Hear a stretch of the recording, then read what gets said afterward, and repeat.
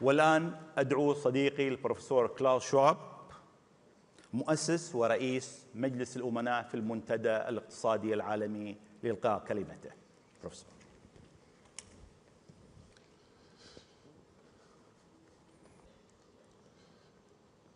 Good morning, ladies and gentlemen. Minister, since we opened this meeting, the first meeting 12 years ago, I think, the world has changed so much, but I have to say you were always at the forefront of this change. Now, ladies and gentlemen, just think you were living 200 years back. It was the agricultural age. And then we had the first industrial revolution, with the invention of the steam engine, the second industrial revolution with mass production, electricity, the third industrial revolution with computers, and then the fourth industrial revolution. And I remember I spoke about the fourth industrial revolution when we opened this meeting in 2016.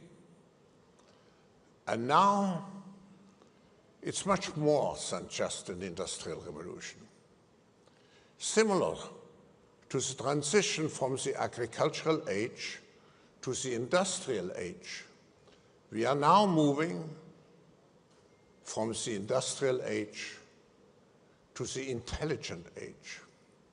But there is one big difference compared to the first transition from the agricultural to the industrial age, where we had several generations to adapt. Now, this transition is happening at exponential speed. Everybody speaks about artificial intelligence, but just imagine what progress has been made just in the last 3 years.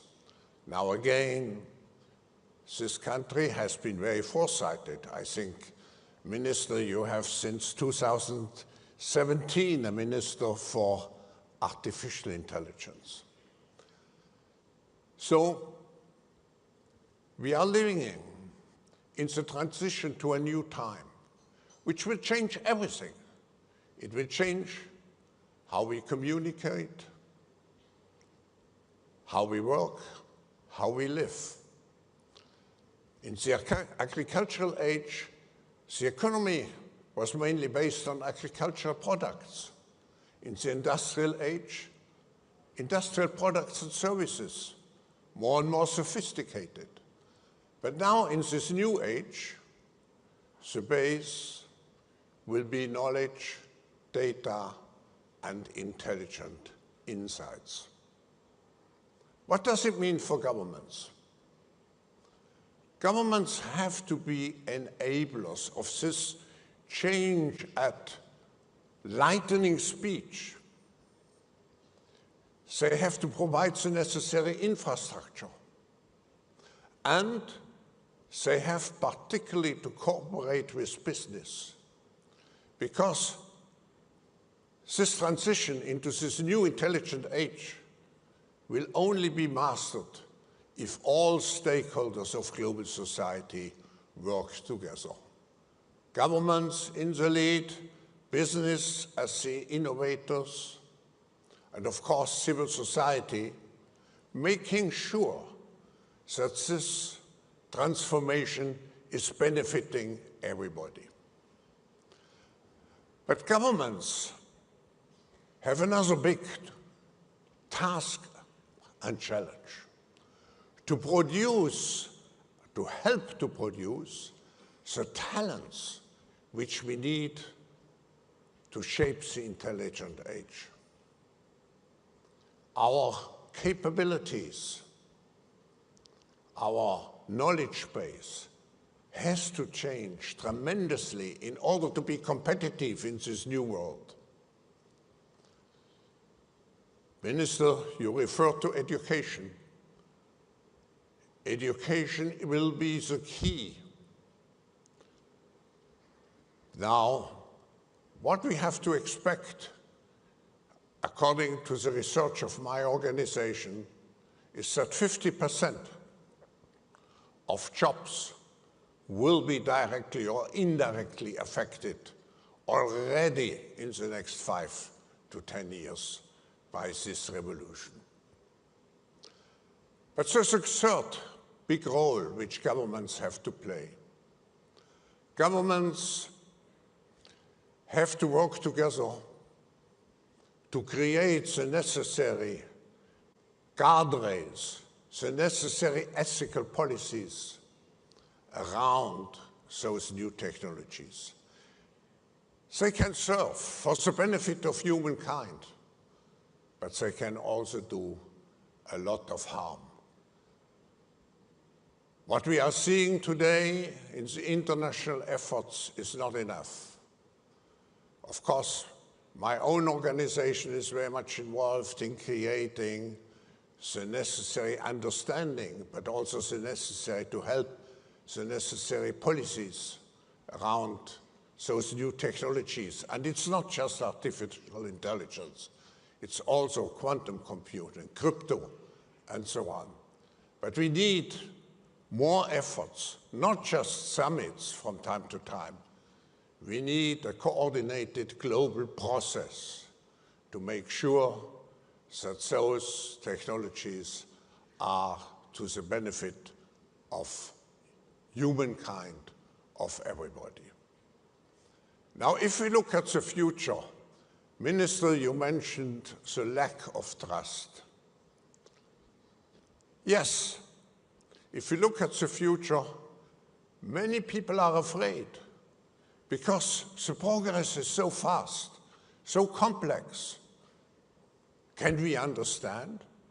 I have to confess, even writing at the moment a book on the intelligent age, I don't understand all the aspects. So what is the consequence of not understanding? It's being afraid of the future.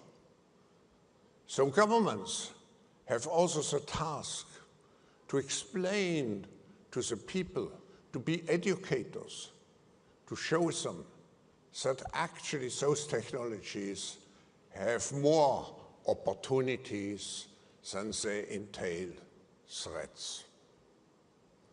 Now, the future is not happening. The future is shaped by us. The future is shaped particularly, and has to be shaped, through cooperation and collaborative efforts between governments, business, and civil society. The worst what could happen is not just we lose trust into governments or business. The worst what could happen is that we lose trust in our future. And the future is not happening. The future is shaped by us, as I mentioned. So let's look with optimism into the future. And as I said in Davos just 2 weeks ago, let's look at our future with constructive optimism. Thank you.